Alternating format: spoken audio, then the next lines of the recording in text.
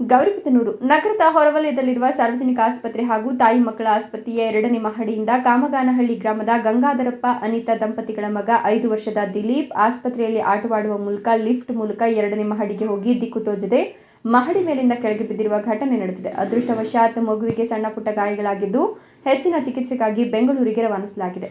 ಆಸ್ಪತ್ರೆಯ ಆಡಳಿತ ಮಂಡಳಿಯ ಬೇಜವಾಬ್ದಾರಿ. ಆಸ್ಪತ್ರೆಯಲ್ಲಿ ಲಿಫ್ಟ್ ಅಳವಡಿಸಿದ್ದು ಅಂದ್ರೆ ಲಿಫ್ಟ್ ಕೆಳಗಿನಿಂದ 2ನೇ ಮಹಡಿಗೆ ಬಟನ್ ಒತ್ತಿದ್ರೆ 2ನೇ ಮಹಡಿಯ ಮೇಲೆ ಮಹಡಿಯಲ್ಲಿ ಹೋಗಿ ಓಪನ್ ಆಗ್ತದೆ. ಅಲ್ಲಿ ಯಾವುದೇ ತರಹದ ತಡೆಗೋಡೆ ಹಾಗೂ ಎಚ್ಚರಿಕೆ ಬಗ್ಗೆ ಯಾವುದೇ ನಾಮಫಲಕ ಇಲ್ಲ. ಹಾಗೆ ಲಿಫ್ಟ್ನಲ್ಲಿ ಸಿಬ್ಬಂದಿ ವರ್ಗದವರು ಕೂಡ ನೇಮಕ ಮಾಡಿಲ್ಲ. ತಾಯಿ ಮತ್ತು ಮಕ್ಕಳ ಆಸ್ಪತ್ರೆ ಅಂದ್ರೆ ಹೆಚ್ಚಿನ ಸಂಖ್ಯೆಯಲ್ಲಿ ಮಕ್ಕಳು ಈ ಆಸ್ಪತ್ರೆಗೆ ಬರೋದ್ರಿಂದ ಆಡಳಿತ ಮಂಡಳಿ ಲಿಫ್ಟ್ನಲ್ಲಿ ಸಿಬ್ಬಂದಿ ವರ್ಗದವರನ್ನ ನೇಮಕ ಮಾಡಿಕೊಳ್ಬೇಕಿತ್ತು. ಆಸ್ಪತ್ರೆಯ ಬೇಜವಾಬ್ದಾರಿತನದಿಂದ ಇವತ್ತು ಒಂದು ಮಗು ಮಹಡಿ ಮೇಲಿಂದ ಬಿದ್ದು ಪ್ರಾಣಾಪಾಯದಿಂದ ಪಾರಾಗಿ ಸಣ್ಣಪುಟ್ಟ ಗಾಯಗಳಾಗಿವೆ. ಮುಂದಿನ ದಿನಗಳಲ್ಲಾದರೂ 2ನೇ ಮಹಡಿಗೆ ಲಿಫ್ಟ್ ಮುಂಚೆ ಹಾಕುವರೆ ಹಾಗೂ ಲಿಫ್ಟ್ನಲ್ಲಿ ಸಿಬ್ಬಂದಿ ನೇಮಕ ಮಾಡಿಕೊಂಡು ಮಕ್ಕಳಿಗೆ ರಕ್ಷಣೆ ನೀಡ್ತಾರಾ ಕಾದು ನೋಡಬೇಕಿದೆ.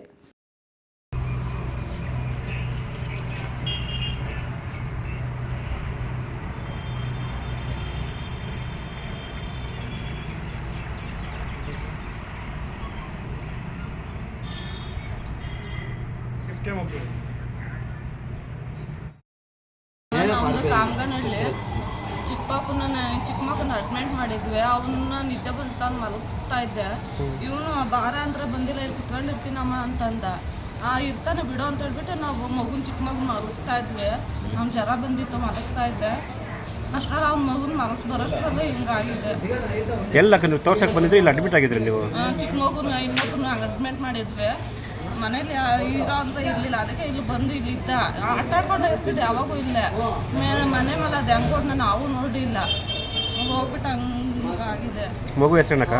ದಿಲೀಪ ಅಂತ. ಯಾವ ಊರು? ಯಾವ ಊರಾಗ? ಕಾಮಗಾನಹಳ್ಳಿ. ಕರ್ಕೊಂಡೋಗಿ ಸಾಕು. ನಮಗೆ ಶಬ್ದ ಬಂತು. ಅಲ್ಲಿ ಕೂತಿದ್ವಿ ಚೇರ್ ಮೇಲೆ, ಸಿಮೆಂಟ್ ಚೇರ್ ಮೇಲೆ.